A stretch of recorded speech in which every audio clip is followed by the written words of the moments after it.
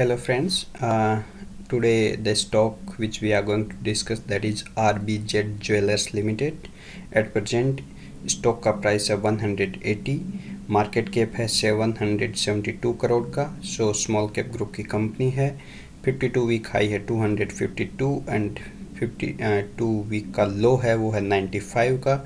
So around 2.5 times stock run किया है and stock recently listed stock है, but fundamentally मुझे अच्छा लगा, इसीलिए मैं डिस्कस कर रहा हूँ। जस्ट लिस्टिंग हुई थी दिसंबर 2023 में, तो लिस्टिंग के बाद ही स्टॉक रन किया था। विद इन 1 मंथ में स्टॉक 255 का हाई बनाया और अभी वहाँ से ऑलमोस्ट अराउंड 35% करेक्ट होके इसने वापस बेस जो बनाया अराउंड 156 के, और वहाँ से स्टॉक वापस चलना शुरू किया है। स्टॉक का पी है 32.2 का। इंडस्ट्री पी से कंपेयर करें तो सेम पी है। दैट मीन्स ना स्टॉक चीप है और ना अंडर वैल्यूड है, अपनी राइट प्राइस पे है, इंडस्ट्री के साथ कंपेरेबल है, बहुत ज़्यादा ओवर वैल्यूड नहीं है। ROC 23.6 का, ROE 27.5 का, काफ़ी अच्छा है इस सेक्टर के हिसाब से। And debt to equity ratio की बात करें तो दैट इज़ 1.01, मतलब ऑलमोस्ट सेम है डेट और इक्विटी का रेशियो। इंटरेस्ट कवरेज 4.5 है, ठीक है, उसके हिसाब से हम बहुत अच्छा भी नहीं कहेंगे बट ठीक लगता है मेरे को यहाँ पे। मार्केट कैप टू सेल्स 2.5 है, वो भी ठीक है। एंड EV/EBIT 21 का है। सो अंडर वैल्यूड नहीं कह सकता इस स्टॉक को, बट ठीक ही है ऑल द पैरामीटर्स में। मुझे ज़्यादा ओवर वैल्यूड या महंगा नहीं लगता इस लेवल पे। प्रोमोटर होल्डिंग 75% है। प्लेस्ड परसेंटेज जो स्टॉक का है प्रोमोटर का 0 है। DII एंड FII की होल्डिंग भी अराउंड 7 to 8% है। 3 ईयर का तो ये तो जस्ट सिस्टम जनरेट कर देता है, बट अदरवाइज अभी लिस्टेड है तो एवरेज कैसे करोगे आप इसका। एंड रिजर्व जो है कंपनी के पास 62.5 करोड़ के हैं। डेट है 95 करोड़ का और कैश इक्विवेलेंट है 7 करोड़ के। कंपनी का बिजनेस क्या है, नाम ही बता रहा है ज्वेलरी से रिलेटेड कंपनी है। तो ये मेनली जो स्पेसिफिक इनका जो स्पेशलिटी है वो ये है कि ये एंटिक ब्राइडल गोल्ड ज्वेलरी बनाने का काम करती है, और इनका जो डिस्ट्रीब्यूशन करती है ये retail as well as wholesale इनका बिजनेस मॉडल है। जिसमें इनके क्लाइंट की बात करें तो टाइटन भी इनके क्लाइंट हैं। इसके अलावा ओम ज्वेलर्स और अदर रिनोन ज्वेलर्स भी इनके क्लाइंट में आते हैं। तो मेनली ज्वेलरी रिलेटेड बिजनेस है इनका।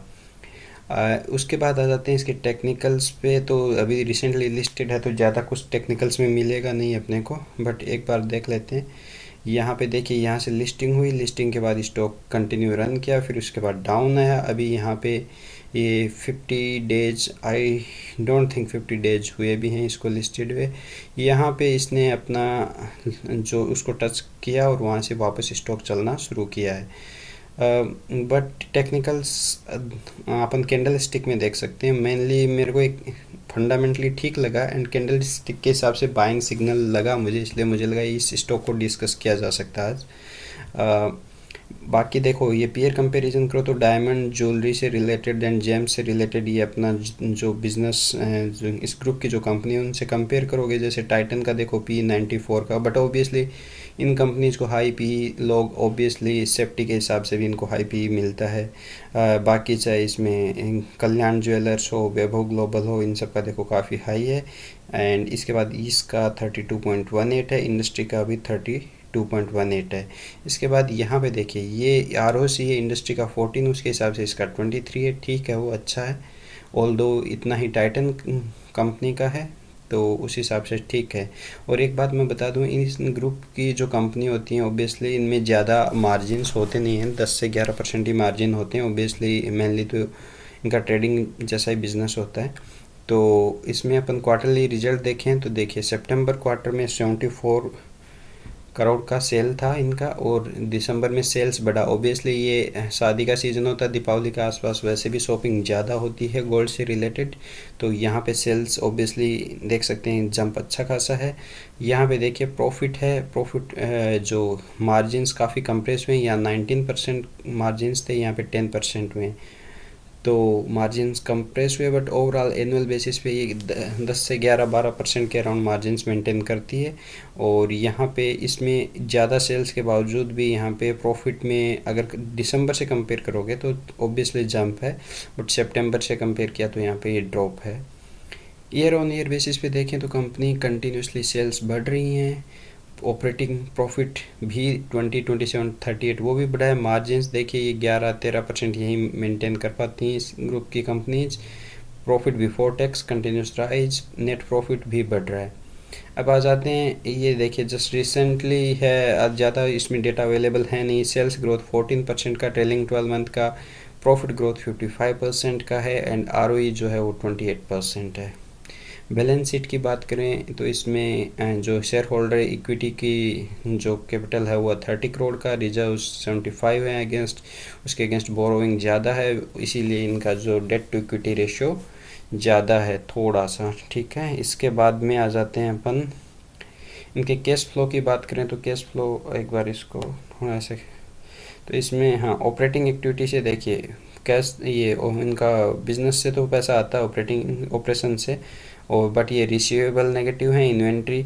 और एक चीज़ इसमें है कि जो गोल्ड बिजनेस होता है उसमें obviously days payable and receivable वो तो कम होंगे ऑब्वियसली, बट यहाँ पे इन्वेंट्री डेज ऑलवेज हाई होंगे क्योंकि ऑब्वियसली है गोल्ड की ज्वेलरी है, उनका स्टॉक लंबा ही चलता है, जैसे जैसे सेल होती है तो इनका टर्नओवर स्लो होता है।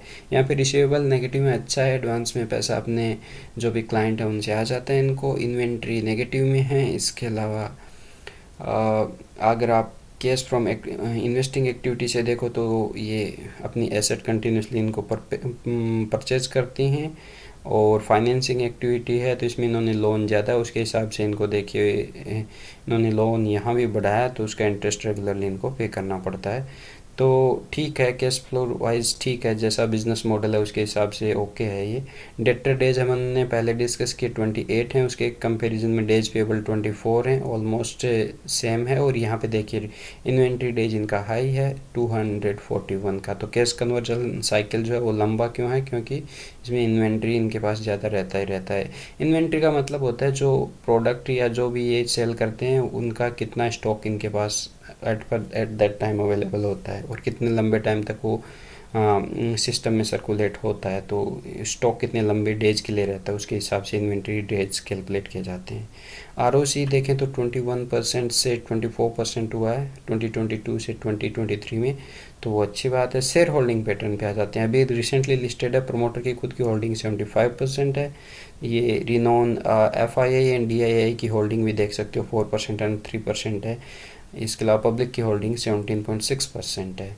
अभी अब अगर अपन टेक्निकल सपोर्ट पे आ जाते हैं तो इसका जो अगर इन्वेस्टिंग के हिसाब से मैं वीकली मंथली देखता हूँ, यहाँ देखिए इसमें वीकली पे स्ट्रॉन्ग बाई सिग्नल है क्योंकि सारे टेक्निकल इंडिकेटर अभी बाइंग जोन में है। इसके बाद में अगर आप बात करें इसका सपोर्ट, पहला सपोर्ट था 172 का, फिबोनाची की बात हो रही है, सपोर्ट 2 166 एंड सपोर्ट 3 156। तो यहाँ से स्टॉक ने वापस चलना शुरू किया और वहाँ से ये वापस स्टॉक शुरू हुआ। ये है अगर क्लासिक की बात करें तो वो भी इसी जोन में ये सपोर्ट 156, तो वहीं से स्टॉक टर्न किया है। इसके बाद आ जाते हैं कंपनी का, ये देखिए ये जो मेरे को अभी यहाँ पे ये हैमर बना है वो कॉन्फिडेंस देता, तो यहाँ पे अराउंड इसके नीचे 150 के स्टॉप लॉस के साथ इस स्टॉक को बाई किया जा सकता है। यहाँ से मुझे इसमें अपसाइड पोटेंशियल दिखता है। बाकी वैसे बाई होल्ड एंड सेल की कोई रिकमेंडेशन मेरी तरफ से होती नहीं है। कोई भी स्टॉक बाई और सेल करने से पहले अपना ड्यू डिलिजेंस आप कर सकते हैं। Thank you.